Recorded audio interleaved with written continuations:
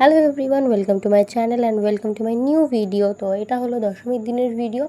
আর দশমীর দিনের আমি সকাল থেকে যা যা কাজকর্ম করা হয়েছিল মণ্ডপে একটাও ভিডিও করতে পারিনি, কারণ সেদিন একটু চাপ ছিল। কারণ প্রথমত দশমীর পুজো ছিল, দ্বিতীয়ত অপরাজিতা পুজো ছিল, এবং তারপরে যেটা নবপত্রিকা হয়, নবপত্রিকার ইসে ছিল, বরণ করা হয়। যেহেতু মূর্তিটা বরণ করা হয় না, আমাদের নবপত্রিকায় বরণ করা মানে বরণ করে সবাই মিলে তারপরে মূর্তিতে মানে প্রতিমায় বরণ করে। তো সেই কারণে তারপরে আবার সামনের বছরে আসার জন্য মাকে আমন্ত্রণ পত্র দেওয়া হয়। তো এত কিছু একবারে করার জন্য আমি সকালে মানে প্রথমে ভিডিও করতে পারিনি। তো পরে এটা হচ্ছে আরতির সময় ভিডিও করেছিলাম।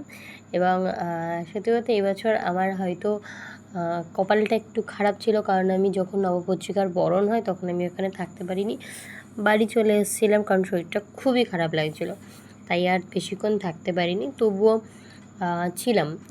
প্রথমত এখানে বরণ করে ইসে করলো, মানে সব পুজো হয়ে যাওয়ার পরে আরতি করা হয়েছিল, এবং আরতি করার পরে মাকে একটা পাত্রে, বড় পাত্রে মাকে, ওই যে নিচে রয়েছে যেটা দেখতেই পাচ্ছ, সেই পাত্রে মাকে বিসর্জন দেওয়া হয়েছিল।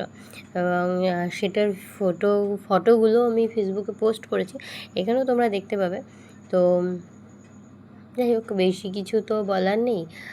সত্যি বলতে সারা বছর এই 4টে দিনের জন্য অপেক্ষা করে থাকি ভীষণভাবে, কারণ পাড়ার পুজো, তারপর প্রত্যেকটা দিন মণ্ডপে থাকা ভীষণ মিস করব। যাই হোক, কি বলবো, আবার এসো, তোমার অপেক্ষায় থাকবো আবার একটা বছর। সবাইকে ভালো রেখো, সুস্থ রেখো, আর আগামী বছর আরও তাড়াতাড়ি চলে এসো। আমি জানি বছর দেখতে দেখতে চলে যায়, যেমন এই বছরটাও কোথা থেকে যে শুরু হলো, আর কত তাড়াতাড়ি তুমি চলেও আসলে।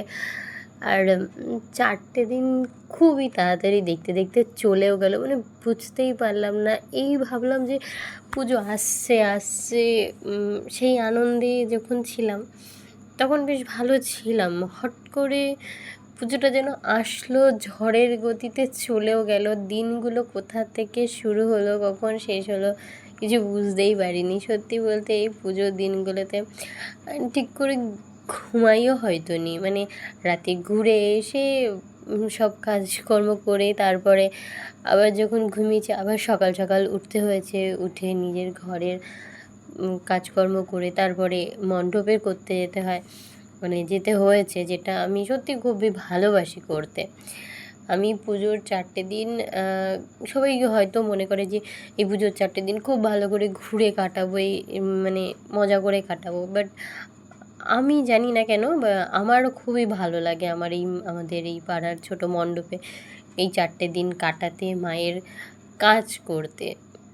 জানি না, হয়তো নিজে মনে মনে মানে আমার মনে হয় আর কি এই জিনিসটা, যে মায়ের এই কাজগুলো করার জন্য হয়তো সৌভাগ্যের দরকার হয়, কারণ সবাইকে মা এই সৌভাগ্যটা দেয় না।